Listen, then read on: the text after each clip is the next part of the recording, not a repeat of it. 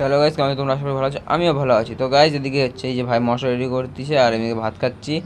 আর এদিকে তা ভাত খাওয়া দাওয়া করে দোকান চলছিলাম, দোকান খুলছিলাম। তো আমি একা একা ছিলাম, আমি ভিডিও করতে পারিনি, তো পরে ভিডিও করছিলাম। এদিকে পরে যখন ভিডিও করছি তখন কি পকোড়া রেডি করছিলাম, আর ওদিকে হচ্ছে ভাই হচ্ছে কাস্টমার আসছিল।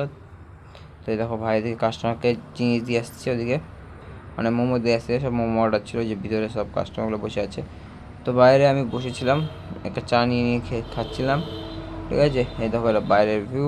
তারপরে এইদিকে একটা ভাই আসছে, হচ্ছে ওই চা অর্ডার করছিল, চা খাচ্ছিল। আর তারপরে এই যে কিছু কিছু ভাই আসছে, তো সবার একসাথে আছে আর কি। এসব হচ্ছে শয়তানি করছে, ওদিকে আমার ভাইও আছে।